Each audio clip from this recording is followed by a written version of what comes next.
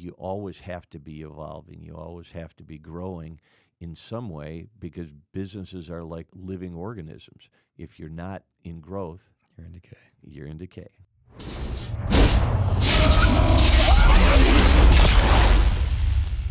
One path is a long, winding, unpaved, back-breaking, bumpy, miserable road to a place called success. The other road is straight, paved, smooth, comfortable, and that road ends up in a place called failure. Welcome to the show. I am Kyle Matthews on the Matthews Mentality Podcast, where we dive into the mindset of the world's most driven founders, CEOs, business moguls, athletes, and entrepreneurs. Each episode will turn our guest wisdom into practical advice that will help you build a deeper understanding of what led them to success and the mentality behind what got them there. Let's get started. Welcome to the Matthews Mentality Podcast. Today, we have a very special guest joining us, a close personal friend of mine, someone I've looked up to for a very long time in the commercial real estate business, founder and CEO of Continental Properties, Jim Schloemer. Based out of Menomonee Falls, Wisconsin, Continental Properties is a nationwide housing developer and provider. Under Jim's leadership, over 30,000 apartment homes have been developed and 18,000 homes currently owned and operated. In addition to having been very historically active in the retail space, Jim has truly made an impact in the real estate industry, not only through development, but also through the National Multifamily Housing Council, serving as the chair of the Government Affairs and Political Action Committee, meeting with both Congress and Senate, in addition to testifying before Congress as an advocate for housing providers across the country. In addition to the impact in the real estate industry, Jim has also made a philanthropic impact as board chairman of Whole Child International. Let's give a warm welcome to my good friend, Jim Schloemer. Jim, thank you for being here with me today. Morning, Kyle. It's great to be here. It's always great to see you. I was thinking, I was like, man, when or how did I meet Jim? And if I had to guess, I'm pretty confident, is when one of my brothers got drafted by the Packers, I started going to Wisconsin a lot and to go watch games. I think this was before I had kids, so my weekends were still pretty free. And I said, well, if I'm in the state, I might as well call some of the most active real estate owners and developers. And I think I gave Steve Wagner a call, I want to say. I probably cold called him on a building, somehow got in touch with him. And Steve, being Steve, was kind enough to take the call and agree to meet. And he's like, hey, why don't you come meet us at our office in Menomonee Falls? I think that's where I met you. That's right. I remember it well. And Steve is a long-time season ticket holder in Green Bay. Yeah. And so he was kind of starstruck when he got to meet one of the Matthews legacy family members. Not me. Definitely the family member. Yeah, it wasn't the toughest cold call I ever made. That's for sure. The Packers fans are very kind. I actually was, as I told you, I was up there yesterday fishing on the Great Lakes, caught some big salmon, some big trout, and it's a wonderful place, and so blessed to have been able to spend time in the state of Wisconsin, because I hadn't really spent time there beforehand, but that's your home. It is. It's a great place to start a business, raise a family, but it's a good place to be based out of. There isn't enough business to operate solely within the state borders. That's right. And we'll get to all that. I just, for the audience sake, talk to us about Continental Properties. Just give us a high level overview. I know I touched on some of it, and then just day to day, what's keeping you busy? Well, Continental, as you mentioned, Kyle, is a developer of multifamily properties. We have three brands. We have the Springs brand of apartments. We have Authentics brand of apartments, and then Avantera single-family rental home communities. And so we're very active making those deals happen around the country. It's not as easy right now as it was just a year or two ago. Oh, jeez. Yeah, trust me, I know. And you have 18,000 units currently in the portfolio? 18,000 in the portfolio and about 5,000 under construction in addition. So that's a lot. What are some of the markets that you're most active in? Well, we span a pretty broad swath across the country. So Phoenix and Denver are active markets, a couple of markets in Texas. Then we go up through the Midwest to Chicago and Minneapolis, and Michigan, Grand Rapids, and Detroit. And then we're in the Southeast in Tennessee, in Georgia, and in Florida. What's the typical project size in terms of number of units? 260 to 300 units So in pretty a community. big, pretty big communities. Right. And how long does it take you typically from the moment you acquire a site to the moment it's open and tenants are moving in? Well, the first tenants move in from the time we acquire in about 13 or 14 months. But there's another at least 14 months that happens before that, as you know, to get through the entitlement process and the due diligence. And then the last apartment isn't completed for about 24 months after construction starts. And so it's fully occupied, we hope, within 30 months of groundbreaking. And how many people are at Continental today? We have about 150 in the Milwaukee office and development, and then we have about another 375 or so property management personnel at our properties around the country. So over 500 plus Correct. people. That's a lot of teammates. It is, and keeps us busy. Keeps you busy. What does a typical day or week look like for you right now? It's hard to describe a typical day. There is no typical. As I'm sure you're aware of. It's a mixture of strategizing about markets and products and economics, where the market's going. It's a big component about making sure that the culture of the organization is being expanded, reinforced and expanded, and that the people in the organization have the resources to do and be their very best.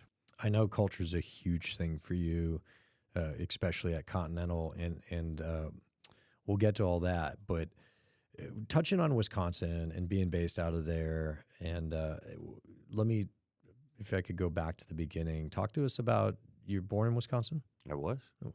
Talk to us about what it's like growing up in Wisconsin, kind of what your life was like as a kid, and I'd like to, kind of see how that eventually led into real estate. Wisconsin, as you found, putting your family in Tennessee, Wisconsin's got a bit of that Norman Rockwell experience that goes with it. It was a very somewhat idyllic childhood, I guess, from the standpoint that there was safety. There was lots of family encouragement. It's cliche, like nobody locked their doors, everyone said hi. Exactly. And my grandparents lived across the street. My aunt and uncle lived a block away. My cousins were a couple blocks away. And this was in a suburb of Milwaukee? At the time, I don't think anybody considered it a suburb. It probably is today. It's a town called West Bend, where many people got their popcorn poppers and their coffee makers that used to say West Bend on them. Town when I was growing up of probably 15,000 people. Today it's about 35,000, and I still spend my summers there at a lake outside of town. And so brothers, sisters? I was the trailer by many years. So my closest brother's 10 years older, and I have a sister who's 16 years old. They would argue you had a much different childhood, probably. It's you see parents, like by the time the last comes, it's like, hey man, just keep them alive. Like, yes, exactly. And so, what were you like as a kid? Well, I was probably always a little precocious and industrious because I was around older siblings and really around adults most of the time. And my father passed when I was 9.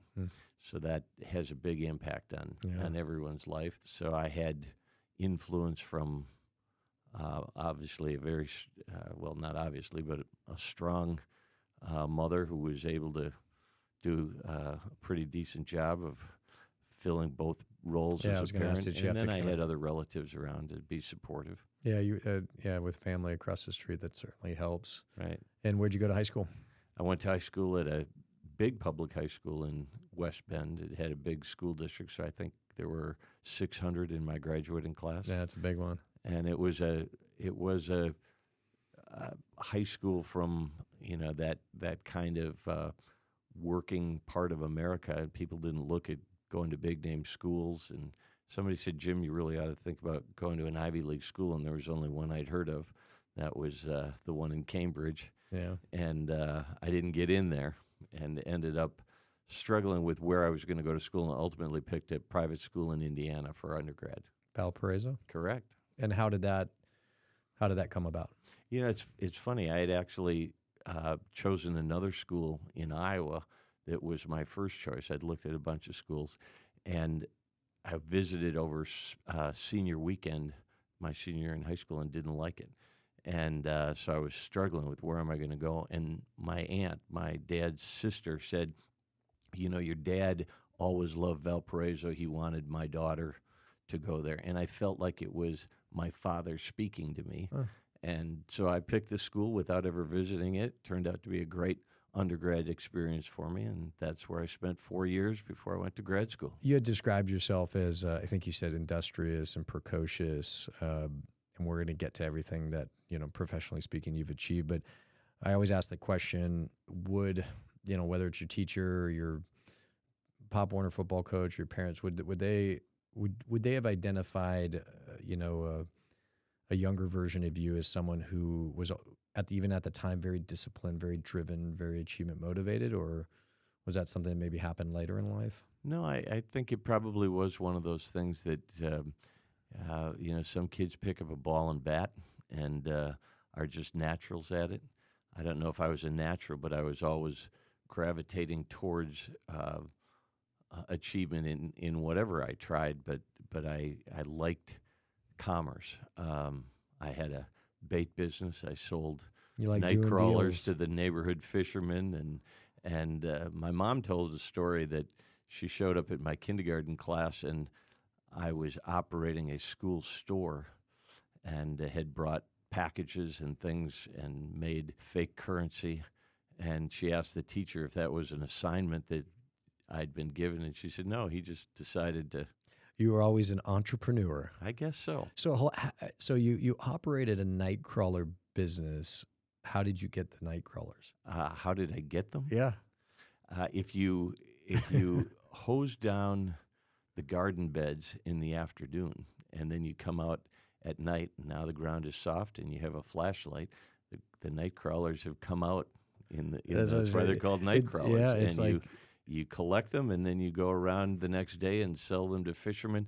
I then started taking my rowboat out and selling them from boat to boat. So it was sort of like the early experience of going to the customer rather than customer. Plus, if they're out there, they don't have a lot of supply choices, and the demand is high, especially if they're running low on night crawlers. So if you sell them on the shore, you sell them for 5 cents, but you sell them out there, you can sell them for 10, right? That was the plan, and it worked out pretty well. That's very cool. So you're always creative, entrepreneurial, let's put it, and so that's kind of what we say would be perhaps nature. You were just like that. I agree. Yes, and my father was an engineer. He wasn't but my mom had she never had her own business, but she was business oriented. She bought a 4-family apartment building with my dad. And then a few years later, my dad passed, and she said to me, we're going to need to have you be the building superintendent to be able to make things work out for us. So at age 9, I started fixing toilets and mowing lawns at the apartment building, and that kind of was my introduction into rental real estate. I was going to ask I was going to ask later is talk to us how you got into real estate, but I guess it was at age 9 when your mom said you're going to do this, huh? She always had an interest in real estate, so she'd talk about it. And so, the things that are talked about at your family dinner table tend to be areas you become interested in. I'm sure football was a big part of your conversation. We talked the weaknesses of cover 2 versus quarters coverage. No, didn't apply to real estate that well. But so was that that was your first introduction to, even though it's not passive if you're fixing toilets and mowing lawns, but passive income? Correct. Right. And what were your, if you can go back in time, what were your initial thoughts as it related to real estate? I think at that point I didn't really realize the nature of how you could build on it, but it was apparent that here was this property that allowed my mom to support her family without having to take a job after my father passed. And I think so it sort of became intuitive that there is an ability to build income and wealth through real estate, and learning the process, that from gee, we have to raise rents this month, to real estate taxes went up, to the building needs a new roof, and you need to anticipate that. And probably not as much as today because people were they just didn't move as much, but even a vacancy and turn in a unit, right? Right. No, I late at night, some nights, my mom and I would be there painting an apartment when it was turned, and then she'd take me home because I was too young and get some sleep, and she'd go back and finish working on the apartment. So, and you figured real estate was better than selling worms, right? Well, and actually, the way I got into real estate as a career, because it wasn't my plan to make it a career, I had a friend from high school who was a year ahead of me who, like many of the kids at my high school, did not plan to go on to college afterwards. And I was asking him what he planned to do because he was working delivering boats. And I said, this really isn't the career you want. And he said, I'm not sure, but I know I don't like school well enough to go to college. And I said, why don't you get your real estate license and sell housing, sell homes? And he said, what do you have to do to be able to do that? And I said, I think you go to night school. Tell you what, I'll do it if you will. So he had graduated. I was his senior in high school. And we went to night school at a technical college for a real estate. And at that time, you could get a broker's license without being a salesperson first. And I took the test my senior year in high school, and I passed. So really, that beat mowing lawns for a summer job. And so you started selling homes as a summer job? Spring of my senior year in high school, I was selling houses, and it happened to be a strong year. It was like 2021, and much earlier than that, but it was a market like 2021. And so I made what seemed like a tremendous amount of money for a high schooler, and I thought, this isn't a bad. You said, "Oh, this is easy," and you found out later, not as easy. But what was prospecting like back then? In the single family business, it was a case of there were plenty of buyers at that particular time. There weren't enough sellers, and so finding ways to reach out to sellers, get listings was used, and it was an interesting challenge as an 18-year-old high school rising college student to have people take you seriously. Were you knocking on doors and cold calling? I was knocking on doors and cold calling. There was a fair amount of networking that you did. I actually, I think not that summer, but within a few years, joined the local Rotary Club to try and do the networking process. Sure. But then the market turned very dramatically, much like it has now. What year was this? 1977, and in 1979, the year I started the company as a real estate brokerage. Was that Volcker? Volcker jacked the interest rates to the high teens, and suddenly there was no market. And so now you really had to be creative to pay the bills as well as to get the buyers. We ended up renting houses for people who couldn't sell their home and they needed to relocate. And that sort of led to rental, property management, that kind of thing. Not that dissimilar to what's going on today with the rate hikes. And I know it appears another one coming up. This is my opinion, but a typical 18-year-old at any point, over the last 50 years, especially one who just graduated, even going to college, typically is focused more on socializing and spending time with their friends and where's the best party that night. And if they have a job, it's more of they just need just enough money to fund their social life. Again, I'm generalizing here, but and we touched on it. You were very entrepreneurial, very very motivated at a young age. Like at the time, what do you, in your opinion, what was your why? Like what was your motivation? When I try to reflect back on that, there were a lot of factors. One was certainly, okay, if I'm going to enter this, I want to be the best at it. And so I was motivated to be the best. And when you're that young and that green, it's drinking from a fire hose to try and be able to gain that expertise. So part of it was to be the best that I could be at whatever I was trying. Part of it, I think, was the tangibility of real estate. When you lose a parent at an early age, you lose some sense of security. And I think the tangibility of real estate provides that sense of security and foundation. It's not going anywhere. And it isn't hamburgers that fly off the counter every half hour. It's something that lasts, and that was meaningful to me. And then over a little bit of time, it became the way that you could see that not only was leverage important for what it could do for your own personal portfolio, but how you could leverage opportunity for others. So I remember my mom didn't really appreciate, I think, what college students are doing, because I came home every weekend, or most every weekend, to work. And one year we were building a retail store for a local retailer. It was the first retail development I did. It was probably my junior or senior year in college. And she said, why don't you just stay at school for a few weekends and be a normal college student? As I said, if she knew what that meant, she probably wouldn't have encouraged it. And I took her out to this building we were building in the height of the Rust Belt recession. And I walked her through the building, and there were drywallers and there were electricians, and I pointed them out to her, and I said, those guys, if we weren't building this building, they might not have a job this week. And so they're going home because we decided to take the initiative and develop something.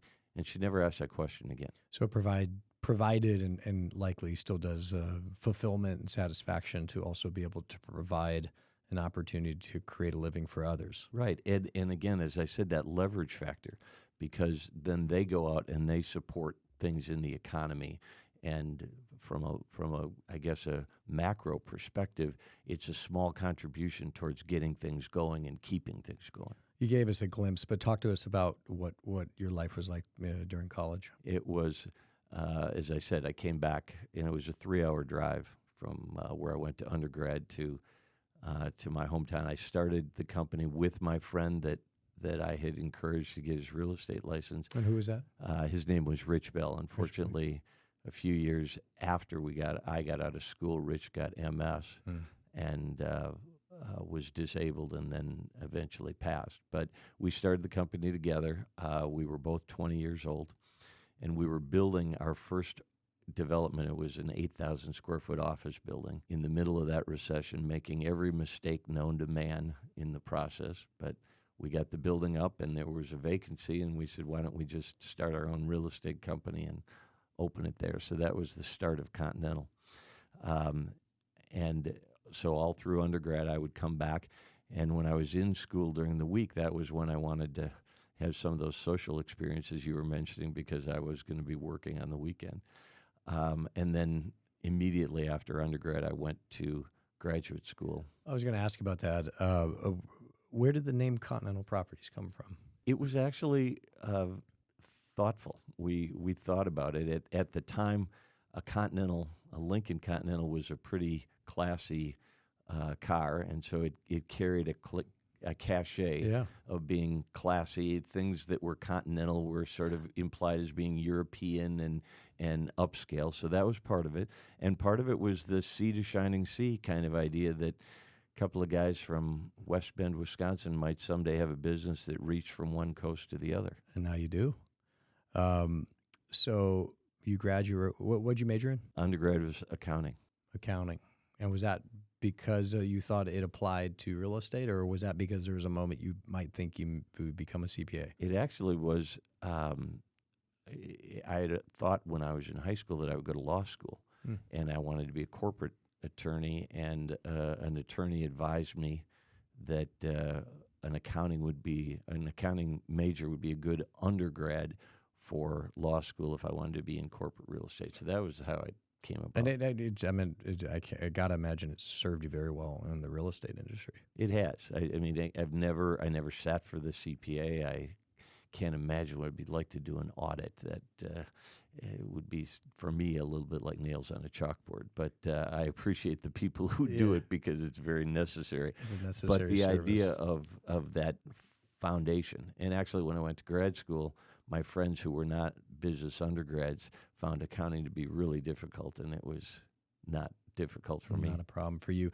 So a lot of people, they get their undergrad, and even if eventually they get an MBA, master's in business, they usually have some work experience. I have to assume you did pretty well at Valparaiso, because you immediately attended and got into a very, very prestigious school, University of Chicago, the Booth School. What talk to us about that decision or how that came about? Well, when I decided I wasn't going to go to law school, by that time I'd learned enough about schools with pedigree to realize that there's a lot to be said for attending a school that has really strong name recognition, as well as one that would be really a rigorous academic experience. So I looked at the big name schools. Chicago was one of the few that accepted students directly out of undergrad. Most of the big name schools required those couple of years. I already had a couple of years of business experience. True. So I felt as though, hey, that ought to count. And I did interview with and did get accepted at a couple of the other schools. But between geography and the very quantitative nature of Chicago's business school, which I liked, I decided to go to the U of C, and it was one of the better decisions I've made in my life. And that was Rockefeller's school, right? Rockefeller founded the school in the late 1800s, 1890 something, and he created quite a legacy. He did, and it was what was it, about an hour and a half from where your mom was based? Actually, probably two plus hours from. My business was still at that time headquartered in West Bend. That's right. Good point. And so it was a 2-hour drive. It's closer than Indiana, but normally I'd ask, well, talk to us about your first job. But it sounds like you already had that. It was starting your own real estate company in college. Well, the first job was before that. I was an office boy in a law office because remember I thought I wanted to go to law school. That's probably where 16. Yeah, that's probably when you said I don't want to do this. Yeah, you're right. You saw all those attorneys, and they were probably, sitting there clocking, frustrated. But so you graduate with your MBA, and again, you've already got Continental. I would say off the ground, but you already got it rolling. How did that education at University of Chicago help you as a founder of Continental? I think business education, and particularly in a graduate program and a concentration in finance, really helps you frame problems.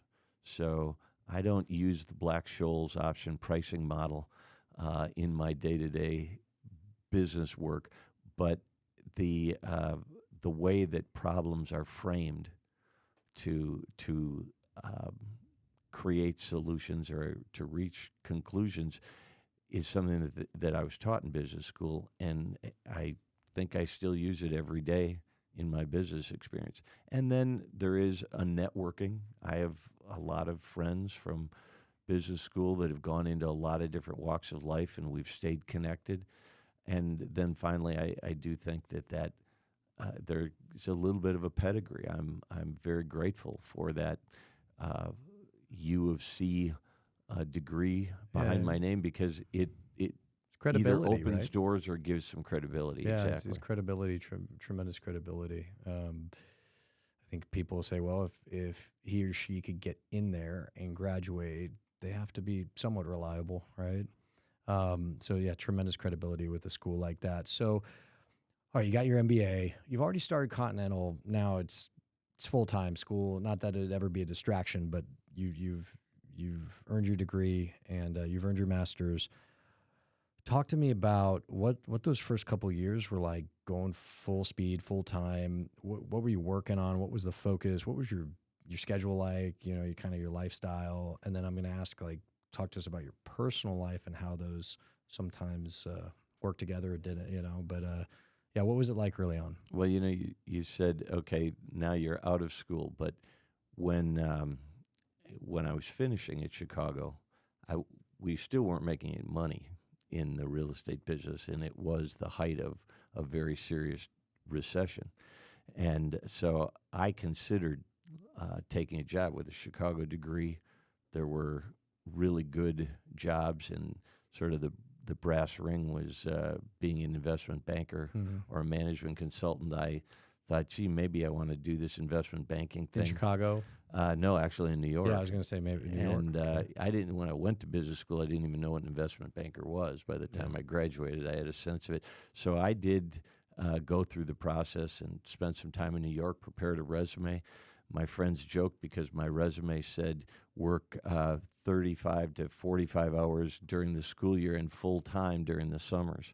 And my friends laughed at that. Okay, 35 to 45 hours and then full time during the summers.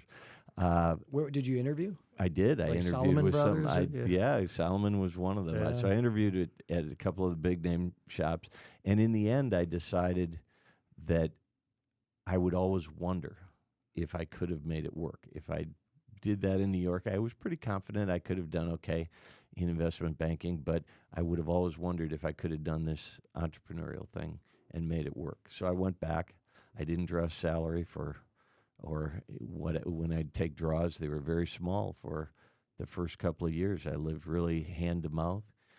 Didn't have a lot of social life, but I did manage to fit some in, but I was working a lot of long hours, but it was very fulfilling because I was moving towards the goal. Well, talk to me. What long hours at the time? What it look like? Well, I would say it was probably 75 to 85 hours a week. So you wake up early, you stay late, you work weekends. The whole thing. Exactly. And the kind of thing you should be doing when you're in your 20s. I read some of the notes you've made, Kyle, about laying that foundation, what it means for what you can build upon later, and you can make a decision later in life then if you want to keep working like that or if you want to throttle it back. Yeah, front loading, and I think most people agree if invested even somewhat wisely, wealth can compound, and so the sooner you can get to it, professional success and financial success, ideally, the more that wealth can work for you and put you in a position if you want to one day you can say, hey, I'm totally done. I want to throttle back, or I want to go full speed, but I want to change my focus maybe from my, historical career profession to charity or philanthropic, which, I know you've done a ton of. And so, yeah, I meant it's you're definitely a testament to some of the focus I've had here at Matthews, because, we have so many young men and women, and just, really just educating them. And what my experience was is if you could just get it going early, which, respectfully requires tremendous sacrifice and simply put long hours and weekends and all that. If applied correctly, your career can give back so much. You're right. And the time to be able to make that foundational investment is when you're in your 20s. Generally speaking, you likely, again, it's how would I say, there's a probability maybe that you're not married. Definitely kids, again, that doesn't mean you can't. It just, there just tends to be a correlation early in your 20s. It's just kind of you. And I made the conscious decision, okay, I'm going to sacrifice some of those social components. And it was a conscious decision and still have the opportunity for it. And I did get married in my 30s and started my family in my 30s. But that also meant that I was in a position to offer experiences to my family that they may not have otherwise been able to do. We traveled a lot. I was able to make sure we had household help because I kept up a pretty busy schedule. And so to make sure that it wasn't overburdening on the rest of my family, I made sure we had those kind of things. I'm gonna ask about Italy here later because I think that's one of the coolest things you ever did. But so you're in your 20s, you're sacrificing your social life, you're working crazy long hours. Were there ever moments where you kind of asked yourself, like, why am I doing this? Like, it's just like, is it worth it? Or why am I not doing what all my buddies are doing? Like, did you ever have, I don't want to just say doubts, or did you ever just question the direction you had chosen? No, I didn't say, why am I doing this? I didn't question, is this worth it compared to going out and being a little more relaxed? There were moments when I said, is this really ever going to pay off? Yeah, I was going to ask. Hey, we were throwing a lot of things against the wall and not much was sticking at the time. Looking back after all these years, you ever look back and it's like a hindsight 2020. You look back and you just say, well, of course it paid off because I was doing X, Y, and Z? Or do you think you really had to make some very, unique and correct decisions for it to have worked out the way it did? Well, making unique and correct decisions always, it helps. Bill Gates decided to collaborate with his his friend Steve Allen. It could have been somebody else, and it may have gone a different way. But that Bill Gates would have been successful in his career no matter what he decided to do, because he was driven. He wasn't going to be put down by mistakes or failures. Look at Steve Jobs and the failures that he had in his career, but it didn't really stop him. I just heard someone make the comment, and I'm sure you've heard it before, success is 99% failure. And so every one of those things that didn't turn out to work out the way you anticipated was a great lesson. The day I graduated from college, I took my business partner had come down to graduation. My family all went home, and I said, hey, there's a new housing development outside of town in Valparaiso, Indiana. I want you to see. I think we could do this back home.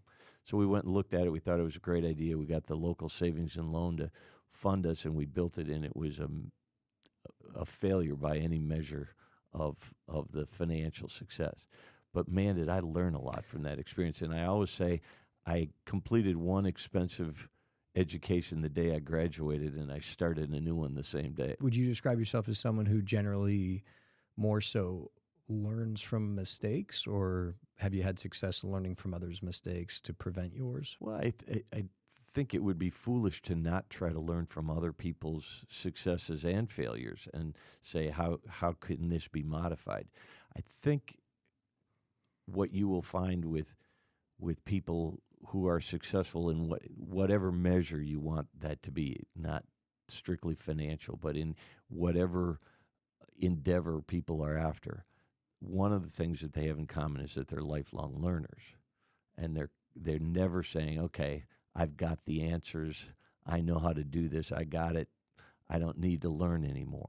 And so I think learning from your failures, learning from other people's successes and failures is really critical. And when you complete something, whether it went well or whether it went poorly, to do a postmortem, to look back on it and take a careful look and say, what did I miss? What did I do right? What was pure luck here, and how do I replicate luck? I used to say to my kids, there was a quote from a musical called Pippin that said, it's smarter to be lucky than it's lucky to be smart. Sure. And my kids took a long time to really understand what that meant, but it's essentially making your own luck by being smart about it. Speaking of potential mistakes, but what were some of the biggest challenges early on in building Continental? Man, it was creating credibility, I think. One, we were very young, and so people looked skeptically at it. It was really identifying where value was. The first building that we developed, we were building before we started Continental. We were still working as real estate agents for another firm, and I had a piece of land listed that looked like it would be a good office location, had someone who wanted to lease space there but didn't want to own. Their company was looking to lease. And so I thought, how hard can this be? I didn't have any developers. So we put the deal together. The local bank said they'd finance it if we got the leases signed and if we got an equity investor. So I went out and spent my savings on a set of plans, got a lease signed, got an equity investor, and in the meantime, the credit markets had changed. And I went back to the bank that summer between my freshman and sophomore year of college. And the banker said, well, Jimmy, the credit markets have changed, and I don't think we'll have the money for you. And 2 days later, he called and said, no money. So I spent the summer going to larger banks in Milwaukee, and they pretty much laughed me out the door. And by happenstance, someone introduced me to an insurance company, small insurance company in Madison, Wisconsin, that made commercial loans. And I made my presentation, and the assistant treasurer, as I got done with my presentation, said, well, how old are you? And I thought, the curtain's about to fall. It was a week after my 20th birthday. I said, I'm 20. And he said, well, what's your net worth? And if you took the Blue Book value of my car and multiplied it by 3, and you took the value of those plans that I had spent my savings on and some money my grandmother had put away to help me with college, I think I said it's $40,000. I said, I know that's not much, but it's growing. And he laughed and he said, I think that's pretty good for a 20-year-old. He said, my boss is the kind of guy that if he's got two identical projects, one's presented by a 35-year-old and one by a 50-year-old, he'll always go with the younger guy. It's going to be real interesting to see what he does when he sees his 20-year-old. That's funny. And 2 weeks later, they gave me a commitment for $250,000 to build that building. Yeah, I mean, well, that's quite the net worth for someone who's 20. I mean, I don't think most 20-year-olds today have that, right? They're probably... Well, I was probably stretching a little bit Yeah, too. you're in sales. I always, again, when with young sales professionals, especially here, when I said, look, you're going to get the question at some point, like, what's your age? I said, you just gotta help the owner reframe the question. It's like, do you want to know, what's your question? I always say, ask them back, what's your question? Is it what's my age or what is my experience? I said, because if I were to tell you I'm 25 and I've been in the business 3 years, I've done 20 deals versus someone who's 55 who just get in yesterday. Do you really care about the age or are you asking about the experience? So that's how I, in my own career, learned to reframe that because I was very young and people were like, how old are you? And my first, 5-6 years, I'd bumble it. Yeah, I'd tell them my age, and then I didn't have the net worth you did. Certainly, I didn't have that discipline. But eventually, I said, "Well, what's your question? Is it what's my age or what's my experience?" And it's not just experience at that point; it's also eagerness and commitment to succeed. There's a little bit of complacency that comes for all of us as time marches on, and you become a little bit more comfortable, and so. Again, I think what that guy was essentially saying is that the younger professional was probably more likely to be committed and eager to make sure it happened. And someone you could build with, if assuming he is those things. When I started Continental, the very first agent that I hired, because we were residential brokers, and we quickly went into commercial brokerage, was 72 years old. He was a retired businessman that had been my parents' neighbor. And it was a great sort of yin and yang for us. I would go out on calls with him, and I was 20, and he was 72. And people would say, how did the two of you come to work together? And he would say, I work for Jimmy. And I was going to say, they probably assumed that he was, you were the one with the experience, he was new, but they'd probably look at him and ask him the questions. Right. And, hey, whatever worked. What were some of or the darkest moment, professionally speaking, in the beginning, and how'd you guys get through it? Well, darkest moments were on Friday night when I'd get back from college, and I would, after everyone left the office, I'd open up the checkbook, and I would open. It was before we had QuickBooks. I'd open up the checkbook and the bill file, and I'd decide which bills could be paid and which ones we'd have to wait on for a couple of weeks to be able to pay, and just being sure how to pay the bills, how to meet the commitments. But failure wasn't an option. Somehow we were going to make it happen. Why was it not an option for you? Because I just always feel there is a way to make something work. And so you just have to be resourceful enough. You have to come up with the answer and try something different. And at the same time, operate with principle, because I believe that principle will ultimately always succeed. We have something we call the Continental Creed that was written 20 years after the company was founded, but it talks about doing better than we've ever done before, doing better than is found any place in the marketplace, but doing so with respect for every individual and with principle. And people will talk about the creed, and I say, well, it was written 20 years after we started the company. It could have been written the day we started, because we always operated with those principles. And it just said, it isn't working now, figure out the next way that's going to make it work. We have close to, if not the same saying at Matthews, we're going to do it better than it's ever been done before. And I would love to give you credit, but I got that from Pete Carroll. Yeah. When he came into SC, and he just, he kind of took things and made them simple for us football players. He said, look, guys, we're going to do this, we're going to do that. And he said, simply put, we're going to do it better than it's ever been done before. And that it was on, signs around Heritage Hall, which is where we spent most of our time on campus. but simple but effective. Maybe Pete got it from us because I was think going we to wrote say the creed before you were on the team. Yeah, I was going to say definitely he stole it from you, and you should talk to him about that. Conversely, speaking of doing it better or always finding a way, is what you just said. Is share with us a big win or two that early in those years where all of a sudden you said, "Hey, this might actually work." Well, probably the turning point. When we went from being broke all the time and deciding what bills to pay. Yes, exactly. We had built a relationship with a commercial real estate firm, and they introduced me to a local grocery chain, and I got the opportunity to build a suit net leased grocery store. What grocery chain was that? That was a chain called Sentry, which was later purchased by Fleming Foods out of Oklahoma, which doesn't exist anymore, but it was a financially strong chain. We built a triple net leased development with a Sentry store, and it had extra land with it. I found an investor to put up the money. I didn't have any money to do this. He put up the equity. We got a bank to lend us the money, and turned out that Kmart was looking to put a store in that market, and so they were the heavy hitter. They were bigger than Walmart at the time. Yeah. And so I built the first Kmart next door, and within 10 years we had built probably 30 Kmarts and became one of the biggest developers of Kmarts before they got in financial trouble. Yeah.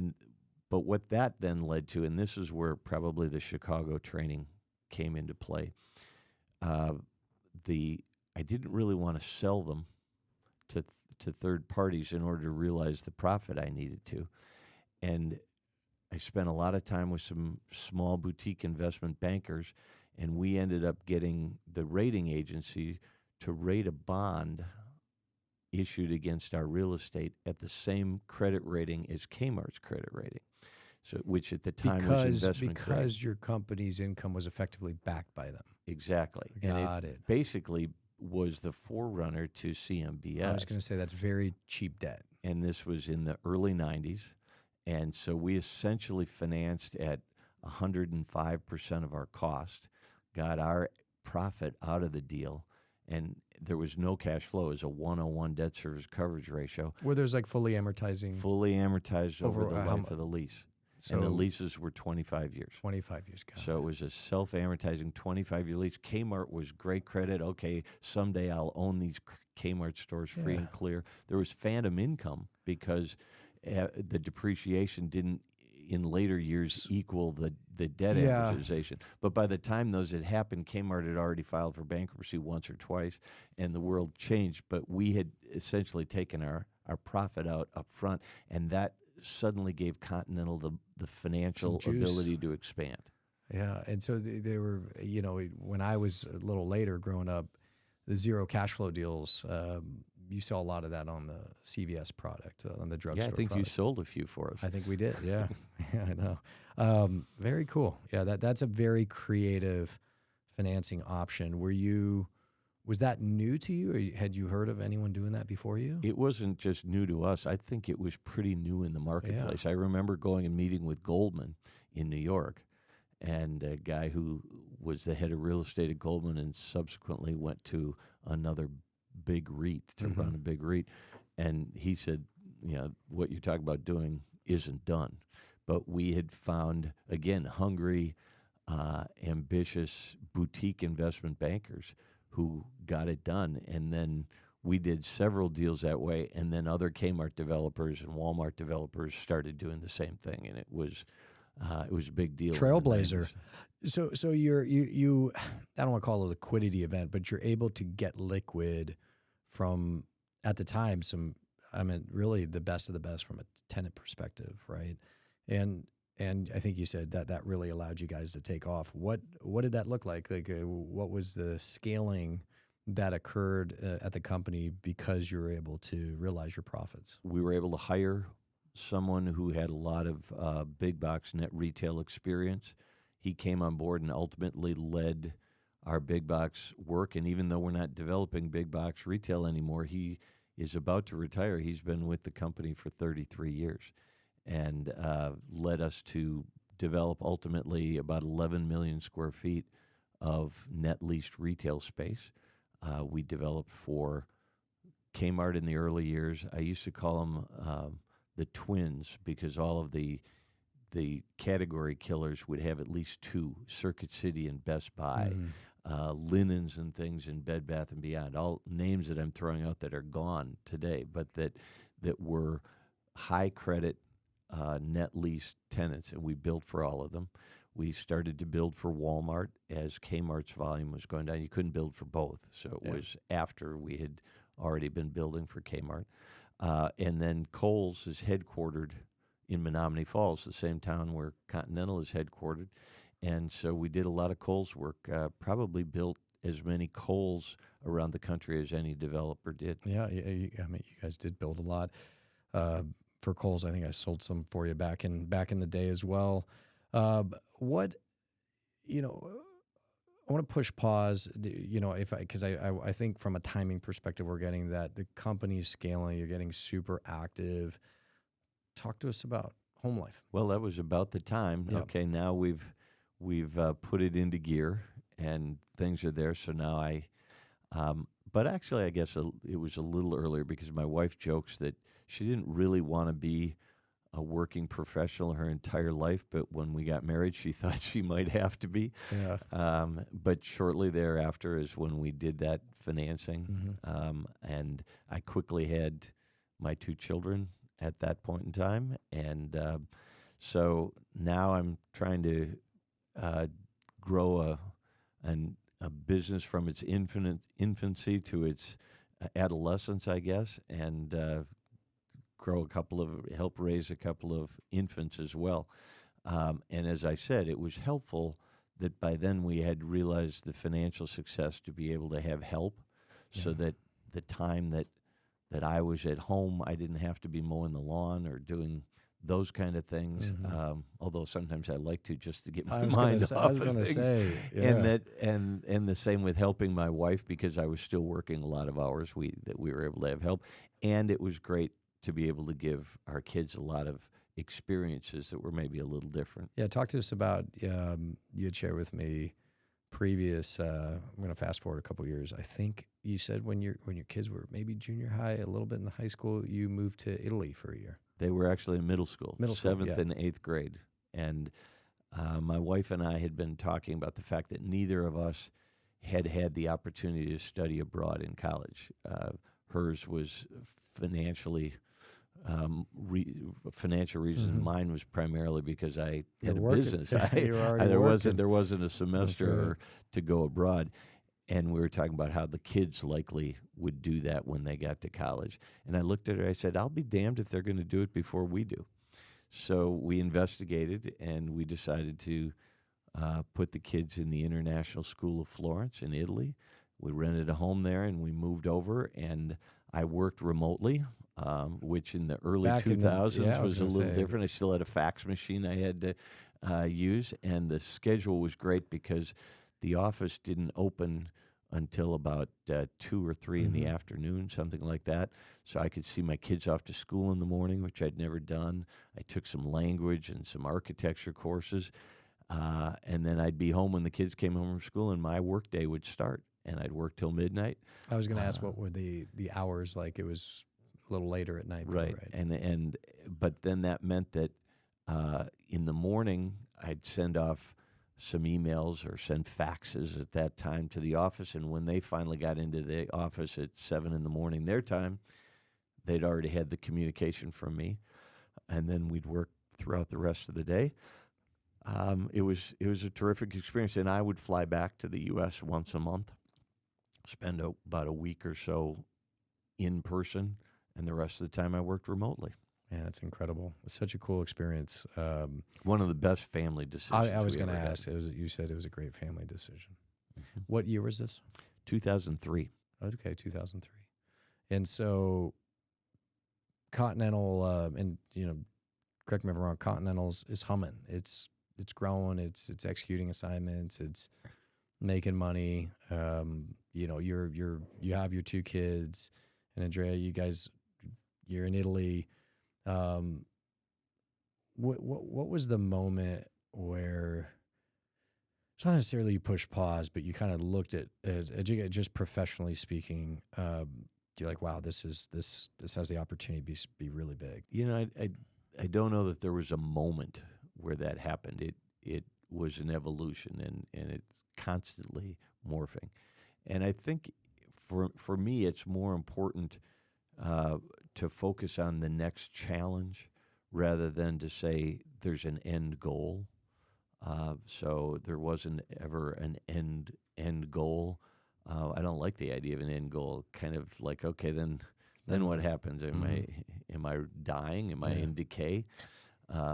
You always have to be evolving. You always have to be growing in some way, because businesses are like living organisms.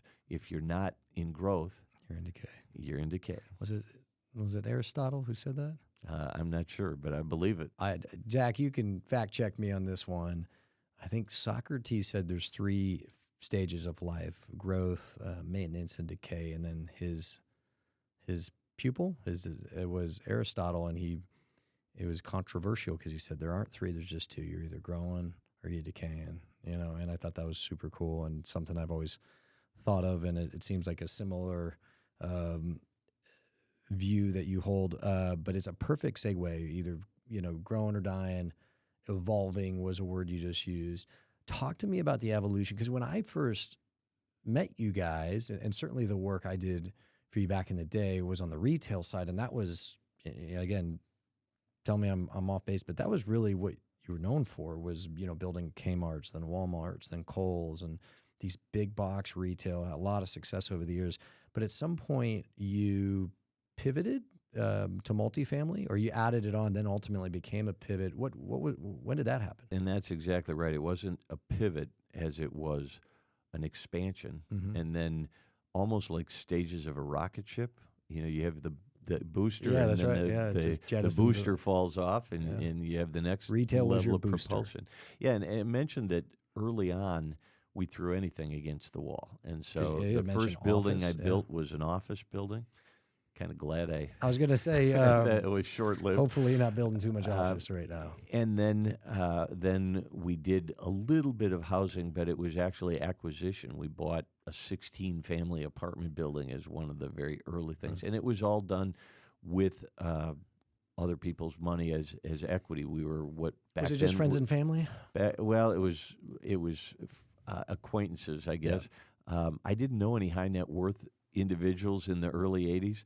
So my 8th grade algebra teacher was one of my investors, a local police detective that fortunately we hadn't gotten into trouble with, but we knew. As long as the projects work out, he's a good guy. He's a good guy to have in your deals. Those were our investors. But an interesting thing about that was back in the 80s, a lot of deals were primarily tax driven. People structured deals to take advantage of big tax losses that could be used against earned income. And that ultimately led to the S&L. And then when the tax laws changed, that crashed. Yeah. I didn't know any high net worth individuals, so our deals were based upon the pure economics of the real estate. That's great. And so they survived.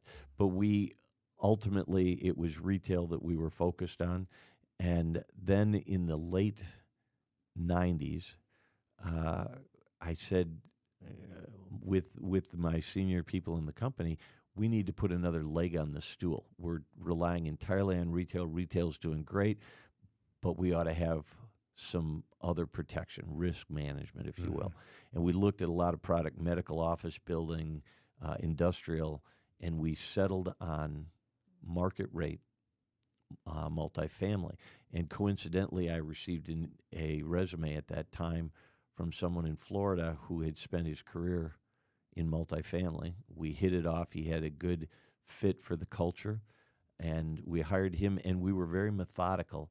We didn't say, gee, let's go find a piece of zoned land and build wherever we find the zoned land. We spent almost 2 years creating a prototypical product, because one of the things we learned from the big box retailers is if you build the same thing over and over again, you get very efficient at it. Yeah. So we created a prototypical product, and then we studied markets, and we said, in a concentric circle from Milwaukee that we need to look. We need to say, what is the market that has the best opportunity? And we started in Central Florida, in Sarasota. We built our first communities. The next ones were built in San Antonio, and we launched that brand. Going into the great financial crisis, we were probably 40% multifamily, 60% big box retail. Coming out of the GFC, there was very little retail being built. I think we built grocery stores after that for a period of time, but multifamily took over the predominant product line. Talk to us about the GFC. I mean, was that something that was really hard on you guys, or? It was. We had gotten over our skis. I always said, only buy the land you need for the signed deals you have, and we lost some of that discipline, and we bought extra land. The marketplace required you to buy land in bigger parcels because somebody else would do it, and we got over our skis, and we had a lot of debt that we had to meet. We met every dollar of debt. We paid it all back. We paid some high interest rates because the debt was troubled, so they jacked up the interest rates on us.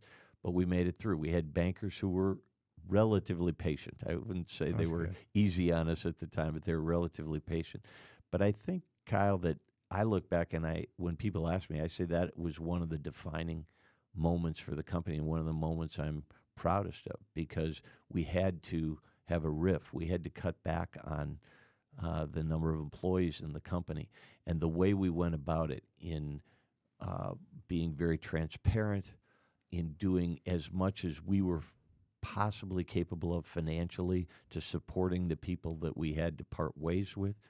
And the way we made the decision was based on merit rather than on tenure or those kind of decisions. And we just said, we're going to do whatever it takes. I went a year without a salary. That was meaningful to our banks to see that, I was willing to make the sacrifice. This was before it was, the thing to do. Like when COVID hit, everyone's like, I'm not going to take a salary. But this was back then when those moves were just a lot less public.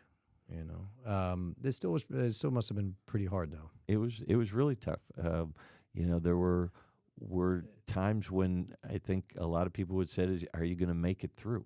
And again, I had that motivation and that attitude that there wasn't a choice, but it was a stressful time. And Menominee Falls, Milwaukee in general, even though it's a city most people have heard of, it's still like it's a community, right? And a lot of people you work with live in that community, so that it's just a tough time, especially in real estate. And so one of the things that we did, we said, okay, I think it was 2009, we didn't break ground on a single project. It was the first time in 20 years at least that we hadn't broken ground on a single project. But we said, what can be built? What can be financed? Because the banks had shut off construction lending. And we ended up realizing that small, very modest apartment communities in secondary cities, there were still investors in those markets that had money. This idea generated when I was having a conversation with a dentist at a dinner party I was at. Isn't that what they say is when you need to get out of real estate, is when your dentist starts getting... But this was actually the dentist's husband was investing in real estate, and she was generating the income. Okay, well, that's an exception. But I said there is a marketplace for people who want to invest in smaller projects in secondary cities. So we went to Lincoln, Nebraska. We went to Des Moines. We went to Tulsa, and we built a very stripped-down product and got it financed with local banks who still had some lending capacity. And what happened was nobody else had been building. So when the market then in 2011, 2012 turned, we had the new product. You had the new product. And it rolled out. Yeah, and you probably a really good lease up too, because again, there wasn't almost any new inventory hitting the market between, let's call it, like 2010 to 2013, 14. Yes, the good old days when there was no new product hitting the market. except yours. And I know one of the things you're also very proud, because you spoke about, is you guys have, 3 different unique brands on the multifamily side? We do. I think that discipline. And you did take a retailer's approach where you create this blueprint, this product, and then you just in retail, if it's a Kohl's, you just build the same Kohl's. The square footage might be a little different, but like it's generally the same thing over and over, and it's scalable. But most importantly, you said efficient, and you took that kind of retailer school of thought and applied it to multifamily, which I had not seen. We talked earlier about learning from every experience, and so you might not think there's a whole lot to learn on retail development to apply to multifamily, but it turned out that both from a market research standpoint, we had learned quickly with the big box retailers that the way we could get in front of them was to kind of understand, it was to truly understand their core customer and where those customers were and then where the needs weren't being served, and then find sites and go to the retailer and say, you really belong here. And so that was a key to our success with the retailers. We started out as a half dozen people in Milwaukee building Kmart stores in very diverse geography. The only way that can be done is because you're building the same thing and you have the efficiency of prototype. So we applied those lessons to multifamily. And from a retailer's perspective, they can move a general manager from one store to the other, and the location of home goods, their housewares, and their men's apparel is the same in every store. So they have sort of that efficiency from an operational standpoint. We found the same in multifamily, that it's not only the efficiency of construction, but it's also the efficiency of operation that we're able to gain. If someone moves from a property we have in Denver to a property we have in Dallas, they're already familiar with the floor plans. They're familiar with the amenity package, all of those kind of things. So what does Continental look like today? Well, you guys are 18,000 units, but what's your focus? Where are you guys building? Well, as I mentioned early on in our conversation, it's a pretty tough time. Yes. Margins are really squeezed. It's tough to make deals work. Construction costs have not abated. No.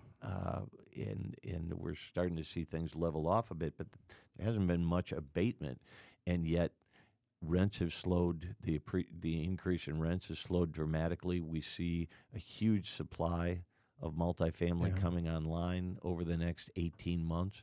So there are a lot of challenges.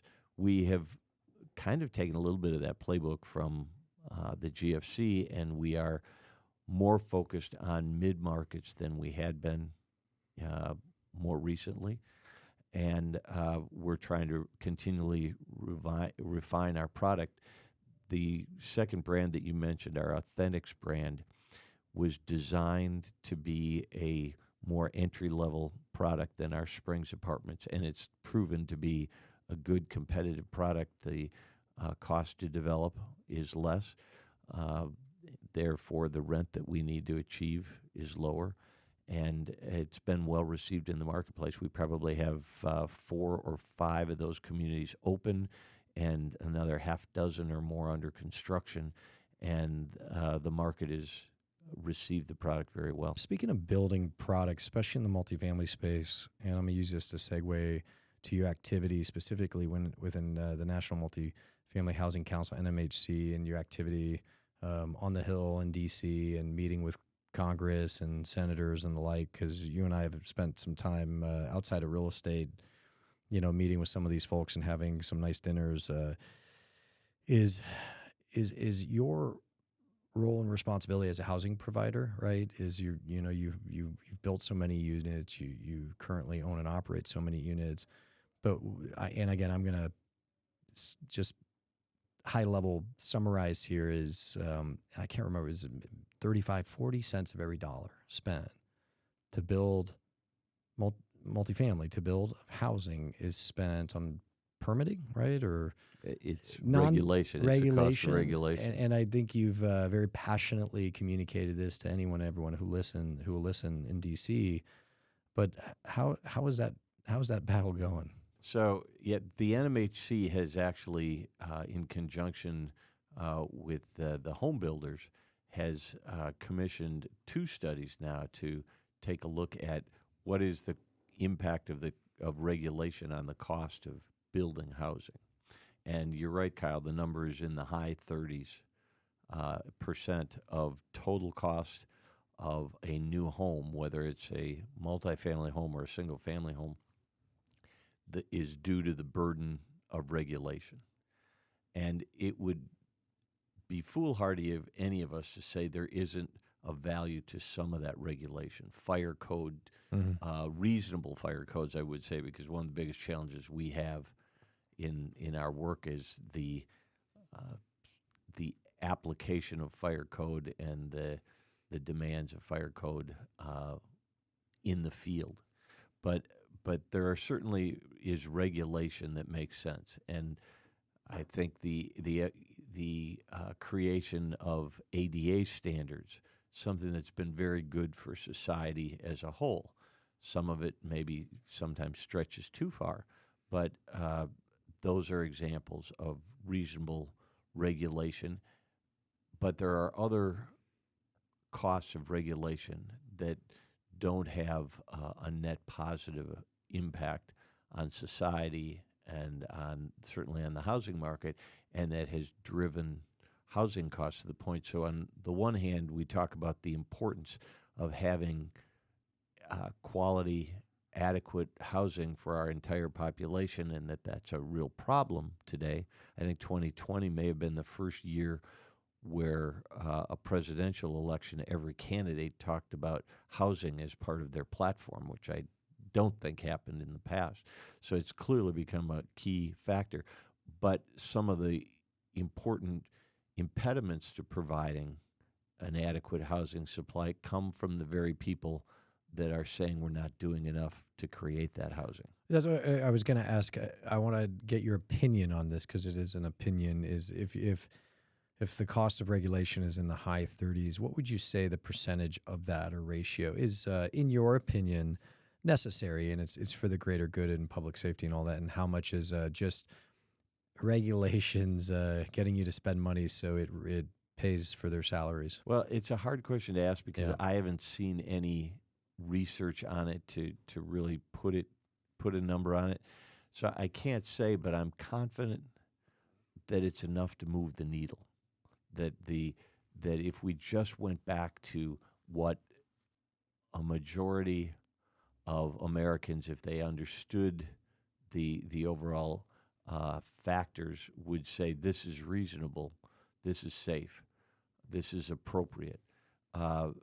If we went back to that number, we would move the needle and we would reduce housing costs by a significant amount and increase affordability for the population that is most challenged at providing housing. Our particular product is a more, what I like to call, workforce attainable cost of housing. But in some markets and in some product, people are spending way too much of their income on housing. The particular congressional testimony you were talking about, I like to cite because it's one of my pet peeves and we haven't been able to address. There is a HUD regulation that requires that every apartment community has a 2% slope accessible path from every apartment in the entire complex to all other housing units within the community and all amenities. A 2% slope. And as I said in that particular congressional hearing room, I walked in on a handicap ramp that was an 8% slope into that, but they are requiring a slope that is 1/4, no greater than 1/4 of that throughout the apartment community. So when we build in the Rocky Mountains, we sometimes have to spend 7 figures in retaining walls and grading in order to achieve that 2% slope throughout the community. Jeez. And 2% barely allows water to drain off, so you don't want to be any less than a 2% slope. And a handicap slope is an 8% slope. So why not have that requirement match what the ADA requirement is? Yeah, and then having these requirements, something like that, increases the cost for those marginal products where if that wasn't there, it would actually pencil, and someone like you would move forward and build another 250 to 400 unit apartment project, that doesn't get built, and the supply doesn't grow as fast as it needs to, or as fast as, perhaps not just the real estate industry, but the tenant base would want it to, because I'm not a rocket scientist, but the best way to lower rents is build more product. It's simple, supply and demand. That's been a key point of advocacy within NMHC, the National Multi-Housing Council, is we all share the objective of creating more affordable, attainable housing. And the best way to do that is to increase supply, which goes to zoning regulations, which goes to other regulations, both at the federal, the state, and the local level. Every now and then you run into I'll call it a tenant advocate who, thinks developers are this terrible bunch, taking advantage, greedy, all this. I said, hey, the best way to get developers to make less money is get them to overbuild, right? Get them to dump a ton of supply on the market.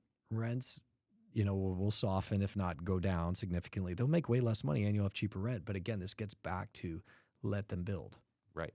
And I do think, I think in all aspects of society, we could take a page from John Kennedy when he said, that which unites us is greater than that which divides us. And we ought to be talking about what we share. And the housing advocates and the industry share the idea of being able to provide attainable housing. There are different methods, and we need to focus on what it is we share. And so if we understood all of the objectives of the housing advocates, I think the objective is the same. It's the route to get there, and we should have more conversation about how we get there. That's one of the things that NMHC is actively trying to do. Speaking of Sharon, I want to get you to share your current why with the audience. And what I mean by that is you're crazy active politically, in the sense of being an advocate for development and for housing providers. You're incredibly, day to day, you're going full speed ahead at Continental Properties. And, this market condition aside, and finding new projects and leading the company. And you have great teammates over there, many of which I know personally. Again, you're going full speed. You're going hard, in my opinion. I say this again. This is me saying it. Is you've achieved tremendous professional and financial success. You have a gorgeous house in Wailea. Why aren't you just sitting on a beach playing golf with no shoes on at McKenna, right? Like we did that one time. Why are you still going full speed? It takes a lot less effort to build a couple thousand apartment units than to lower my handicap by a couple of strokes. So I don't know about that. You've seen me golf, so there's no judgment over here. I'm focusing on the easy thing, which is creating jobs and building houses, not lowering my handicap. But seriously, it's very fulfilling. It continues to be fulfilling, and it allows me to do the other work that I think is important, whether that be being politically active or philanthropic activities that I do. That is one of the byproducts of putting the right points on the board in the real estate business. So you're still active, and again, I'm going to paraphrase, because it makes you happy. That's right. I got it. That's pretty simple. How do you measure success? I think that again is a tough question that has a lot of aspects, and I'm sure after we talk about this today, I'll go home and I'll think, gee, I forgot to mention to Kyle this or that really goes into that. Good. But I think feeling that you have done your personal best, that you have challenged yourself to do more than others certainly assumed was possible, and perhaps than you yourself thought was possible at times. And to do so in a way that does not compromise principle, that operates with the highest standards of ethics and fair treatment. And I think one of the things my mom really kind of drilled into me, encouraged me about, was not just that adage of do unto others as you would have them do unto you, but to do for others more than you would even have or expect others to do for you. and that kind of always seeking the personal best. I'm the kind of person that really competes with myself more than with others.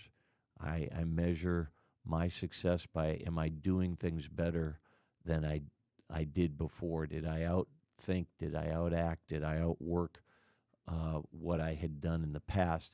Not did I do more than the other guy? Have you had periods of your life where you felt like, whether it's weeks or months or perhaps longer, but where you felt like you were falling short of that aspiration, where you say, "Hey, my motivation or how I define success is being the absolute best version of myself, or being better today than I was yesterday." Have you ever had periods of your life where you just felt like you were in a rut or you fell short, and how did you kind of snap yourself out of it? The first part of the answer is every day that I feel like there's more I could do. I think I read once that Einstein said the average human uses about 10% of their computing power. And so if that has any close to accuracy, we all can think better than we did even on our best day. So I think I'm always of that mindset. It doesn't get me down too often, that, gee, I didn't do as much as I could have. I could have accomplished more. I could have thought better. Today, it doesn't necessarily get me down, but it keeps me motivated and challenged to keep working for that personal best. But yes, there are certainly times when things aren't going well for a period of time, and it challenges your conviction. It challenges your confidence that things will get better, that this is the long-run bet. When I was looking at the checkbook and saying we can't make all of our bills this week, that was that by itself, particularly when you want to be sure that you're treating everybody better than you treat yourself, that's sure a challenge. That check clears. Part of the reason I asked the question is, I speak for myself, is most people, I think you get into ruts in your life and you're just like, how do I snap out of it? Or how do I find the motivation to go do that, to start a business or lose weight or whatever it is that any one, audience member, listener of this podcast, maybe, just looking for something to help kind of kickstart their motivation, kickstart their fire. And, I think sometimes from the outside, you look at someone like yourself, someone who's achieved great things within their arena, and you go to this place where, like, oh, well, they never feel like this. Like they never are down, or they never, every day they get the most out of themselves. And if I heard you correctly, like, that's not true. In fact, almost every day I sit there and say, gosh, I could have done more. Yeah. And so when we have those times when we have to kind of recharge, refuel the tank, I think most of us find that having some alone time, I'm not sure everybody, some people need the crowd to get that recharge going. I personally need to have some alone time, and I need to retreat, if not physically, at least mentally, to clear my thought and to try and find new ways. I personally find sort of philosophical and spiritual contemplation to be really important to me, and I think different people have different ways of having that recharge. But to rethink, maybe reboot is a really, when your device isn't working properly, and the only thing you can get to make it work properly is to shut it off and then reboot it. We're probably wired similarly. Well, you got a great place for that on that west-facing beach in Maui. But what are some practical, maybe just actual steps that, in terms of rebooting or contemplating, advice you would have for a listener to recharge that's worked for you over the years? I think part of it is to put things in perspective. Gee, this deal that just fell apart on me.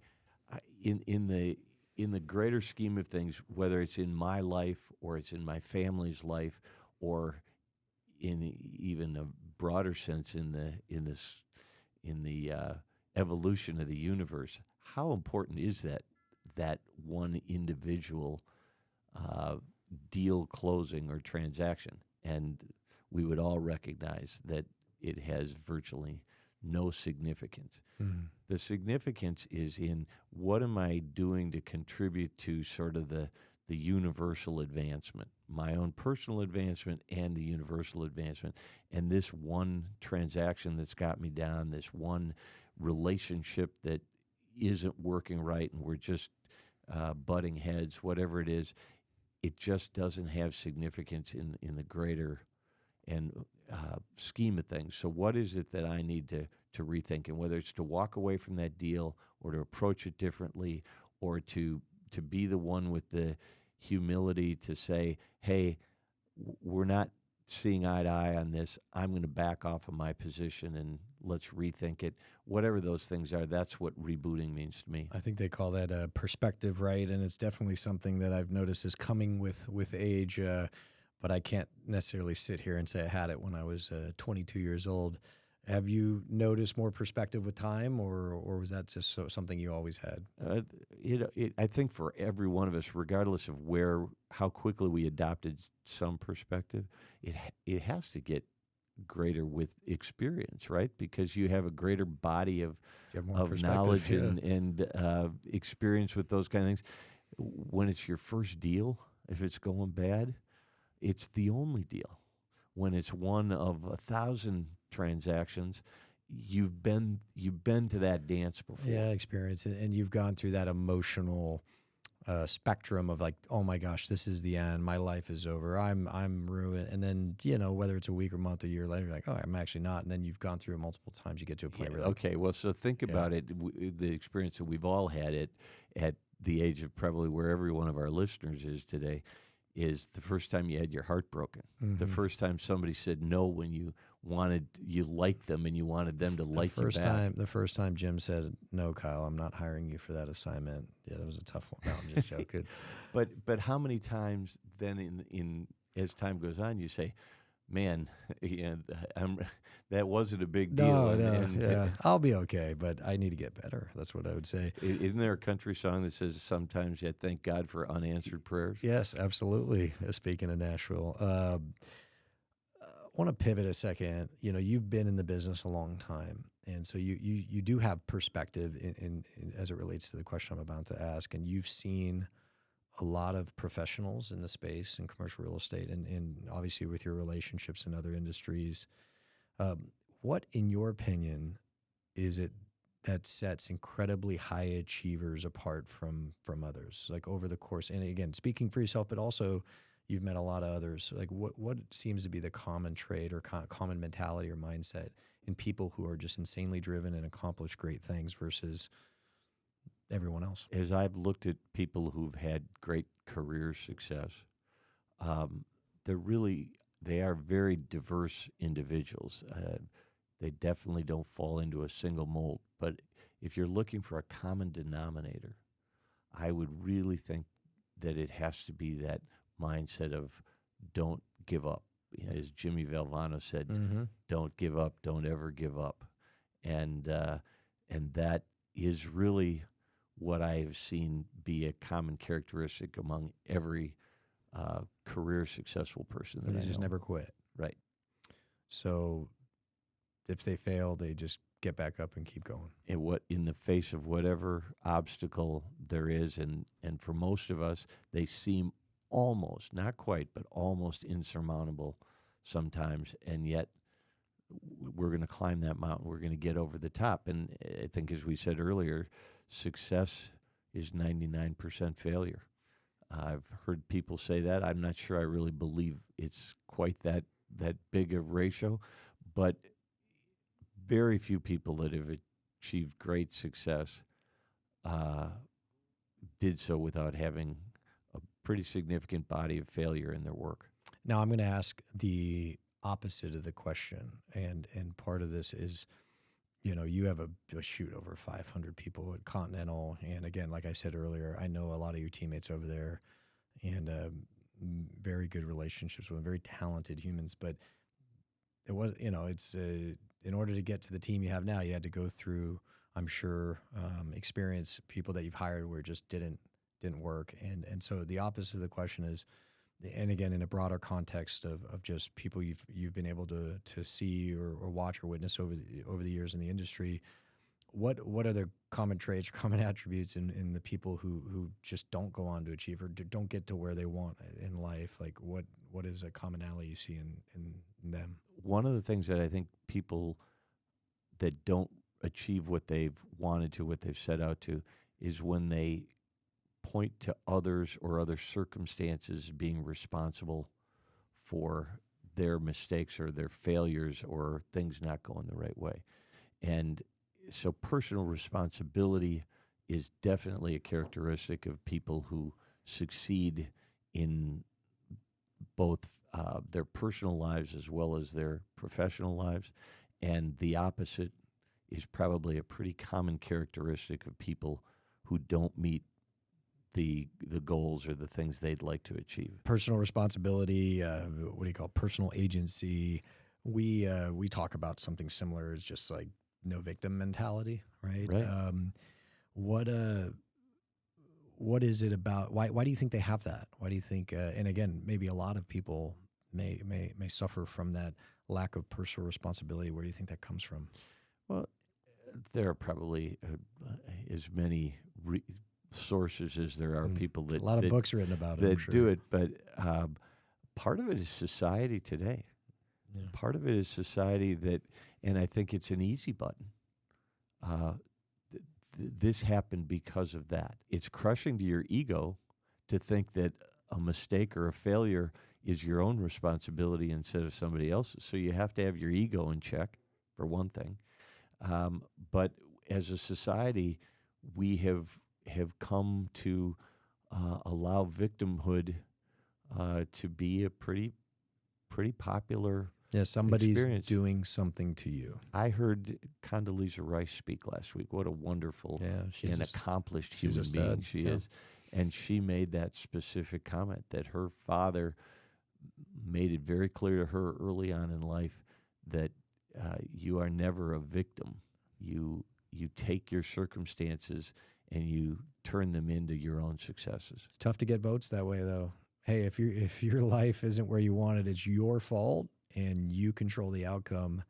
Versus, the candidate you're running against goes, "Hey, everything that isn't the way you want in life, it's because someone's victimizing you, and I'm here to fix it." Right, which is, as I said, that the easy button, that takes away the personal responsibility or the lack thereof is an easy button. But in the end, I don't think that we as human beings are really wired to take the easy route.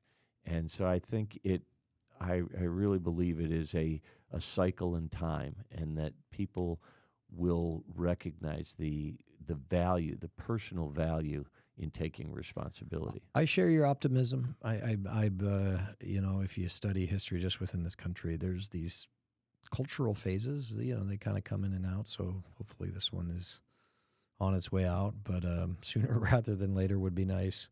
But yeah. And again, even if you don't share the same political beliefs, I have certainly a lot of people that I know who don't share my political beliefs, but I think most of those people do share the idea that personal responsibility is a hallmark to not just individual achievement, but collective achievement as a nation, as a society. Yeah, and anytime you achieve something like truly you, especially when it's hard, we spoke about these words earlier, it brings tremendous fulfillment and satisfaction. And I think within those two words, you combine them and it spells happiness often, How would you describe, you talk about beliefs, but at least in terms of how you approach your life, how would you describe your mentality to somebody else? My mom used to say to me, "You only experience what you hold in your own consciousness." And it really is true. I don't know what's in your consciousness except perhaps what you share with me, and that may not be what is really in your consciousness. I know what is in my consciousness. And so I can change my experience by changing the way that I look at the world outside and try to see beyond sometimes the outward appearances. The analogy I always used to give my kids is that 500 years ago, everyone was convinced that the sun revolved around the earth, and the outward appearances seemed to prove that fact. And it was heresy to say anything different. And it took some brave souls to challenge that and then back it up with the physics to prove it. And today, none of us imagine that the sun revolves around the earth, but yet the physical appearances would belie that. So I really think that it is really a case of be responsible for what goes into your thinking and how you look at the world, how you frame problems, and how you operate relationship. And so your mentality of again, summarizing, being responsible, would you say that was a primary driver or had a major effect on the professional success you've had? Absolutely. That probably is a characteristic that most people would use to describe me, whether I always liked it or not. When you're a teenager, being called the responsible one isn't necessarily the most desirable attribute. Yeah, that means you got the hard jobs. It's like, well, we know he'll get it done. He's the responsible one. How has that? And I know you had mentioned your mom had a big effect on your mentality, but how has your mindset changed over the years? I've certainly become more patient with a lot of things. I'm not so much of that. Grant me the patience to the strength to change the things I can, the patience to accept the things I can't, and the wisdom to know the difference, or however that quote goes. I think you nailed it. I'm pretty much somebody who has never had the patience for the things that I couldn't change. But I have become more tolerant and willing to recognize that competing perspectives are as valuable as my own. They may not be right for me. They may not be the things I want to pass along to my family or to my colleagues, but they have every right to exist just as mine do. And so that tolerance, I think, is something that I've learned. I know that's always been a big thing for you at Continental. It was everyone having the opportunity to share their perspective or even share an opinion. I know you'll make the decision, but that's a big thing culturally at Continental. Yeah, we actually use the term debate and challenge, or disagree and commit. We want to be an organization where everyone feels comfortable disagreeing and debating the issues. But then once a decision is made, we expect everyone to commit to doing everything in their power to make that decision successful. How would you, or how are you going to know when you've reached the pinnacle of success for you? Ooh, I don't think there is such a thing. You just keep moving the goalposts? I don't think there is. You keep moving the goalpost. I'm not good at celebrating the victories, Kyle. I want to go on to what the next challenge is. Like so I've actually the Nick Saban of development, So, celebrating victories is important. Yeah. It's very important to varying degrees for different people. And so I've actually said to people in our organization, I'm lousy at celebrating the victories, so you need to take responsibility of that, because otherwise we'll just roll past it and people are going to say, hey, wait a second, don't we need to have a little celebration here?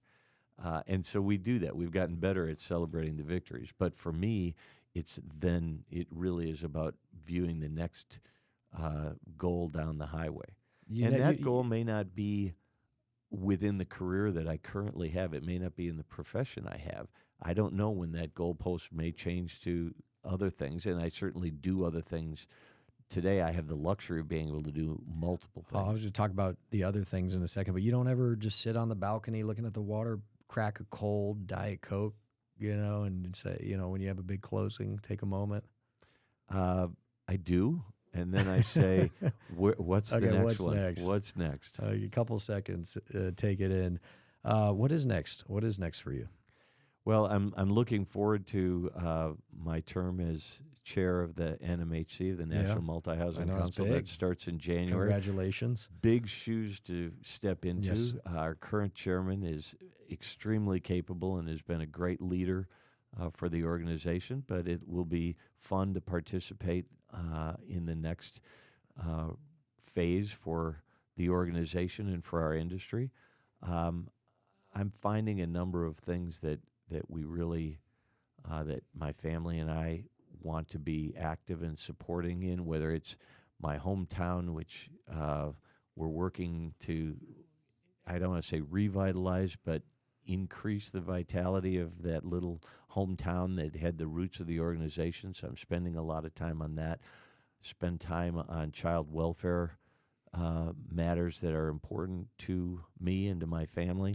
One of the coolest things I've ever done was you were kind enough to invite Lana and I out to a fundraiser. I think it was in Beverly Hills for Whole Child, and there was a acoustic concert from the Red Hot Chili Peppers. Yes. So that was the coolest thing. But, I remember you coming to that. Oh, right? that was awesome. But yeah, I know you're very involved in that as board chairman.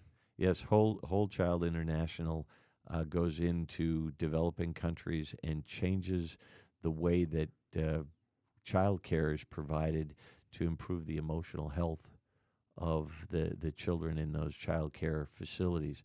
And it's really been groundbreaking. And so I've been on the board for 15 years and chairman for most of that time. And you do that with the Royals. Who was it? Right. Yeah. The founder of the organization is Lady Karen Spencer, whose husband, Earl Spencer, the Earl of Spencer, Charles, is the brother to Princess Diana. That's right. So, but they're wonderful people who are very committed to advancing the emotional health of children around the world. That's awesome. Anything else? I don't want to say in your spare time because you don't have spare time, but anything outside of real estate that you're focused on right now? Well, one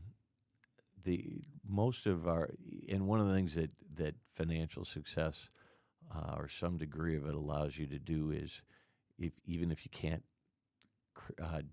devote your time, you can help financially with activities that you think are worthwhile. And so we support a number of educational activities. We support a number of scholarships in Wisconsin and at my two alma maters. So that's key.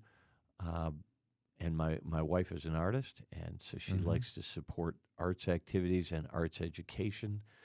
We support a program in the islands in Hawaii that is an after-school program for a lot of latchkey kids who are able to stay at school and have art programs that the public schools have eliminated out of budget cuts. And so we supported 4 schools an after-school art program until their parents pick them up late in the day. Those are the kind of things we like to do. I know. You and Andrea are very active in that space. Well, let me close it up here.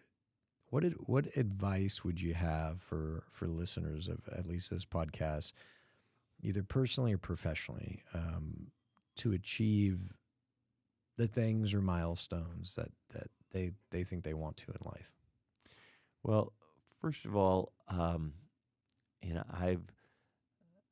appreciate the physical things that one can have that often comes with career success, but I think that should be viewed as a byproduct rather than an end goal. I just don't think that being focused on what it is you can have personally is the right gas in the tank to sustain activity. It's what can you do to make yourself better? What can you contribute to other people being better? What for us right now, I think I talked about it a little bit with you. We use a term at Continental, infinitely sustainable. What are the things that we can do? What are the decisions that we make that aren't just going to address near-term issues, but frame all of our decisions with how does this contribute to the infinite sustainability of the organization, of what we're trying to achieve, of the industry? but I would go back to, I think everyone should be challenging themselves to be a better version of themselves each day. And that incremental progress rarely leads to failure. It ultimately leads to success. Is there a specific resource you'd recommend that they check out or read or listen to, or something that's helped you over the years? You know, anything that you read that isn't just an entertaining read. I'm as much as anybody like a good Netflix series on a on some CIA guilty case. pleasures, right? But it really is. What are the experiences that others have had? That Jim Collins has written some great books, and one of the things I never would have learned about was Amundsen's venture to the South Pole if I hadn't read one of Jim Collins' books that talks about the disciplined battle that Amundsen undertook to reach the South Pole, and they call it the 20-mile march. And so I would suggest that people look that up and find out what the 20-mile march is all about, because it has really good application to business careers. Well, I know you're a very disciplined person. Speaking of discipline, almost the last question, like if you had one adjective or description that you would want someone else to use to describe Jim Schloemer, what would that be? He respected every individual. I people ask about that Continental Creed that we have that talks about being better than we've ever done before, and doing things better than they're done anywhere else. But in the end, what it comes down to, if I were to distill it to a single sentence, is respect for the individual. Because if you respect everyone with whom you interact, you're always going to seek to be the best you can be, because you respect yourself. You want to be as good as you can possibly be. You don't want to settle for getting by. If you respect the people that you interact with your family, your vendors, your customers, you're going to do the very best, and you're always going to do it with integrity, because you would never operate without integrity if you're truly respecting the people that you interface with. So ultimately, if people would just say he was respectful of everyone that he interacted with, that would be a great compliment. Last question. It's a big one. How are the Packers going to do this year? Ooh, that is a tough question, perhaps the toughest one you've asked for before. We had, there's no reason to think we can't do a threefer. And we transitioned from Favre, who was kind of an unknown, to Rodgers, who I know is a friend of yours and did a great job for us, and we all admire and appreciate what Aaron Rodgers did for Green Bay. And there's no reason to believe that Jordan Love can't follow in that tradition. That is a very optimistic view. You are correct. There is no reason to think he can't. It's almost 4 decades of incredibly high quarterback play up there. And like I said, I just spent the last 2 days in Green Bay, and that fan base is unlike any other. Obviously, I grew up in Cleveland, so the Packers and the Browns, I get to have 2 teams, but both those fan bases. But Green Bay, it's just to have had the sustained success over the last 3.5 decades is incredible. But they're still they're such good people up there. They still have such humility. And I was talking to our cab driver. I was talking to the server, and they have such great perspective on football. It's such a unique town. It really is incredible. Yeah, it's quintessential American. It's when you described your hometown, it's just like I still think of like a Green Bay. Right. So everybody knows each other. But and the Packers fans are in it for the long haul. They are. We've had long dry periods, and yet the 80s, fan base was as 70s supportive and 80s, then as it is when we're in the championship race. One of the guys said, he's like, well, I can't do the accent.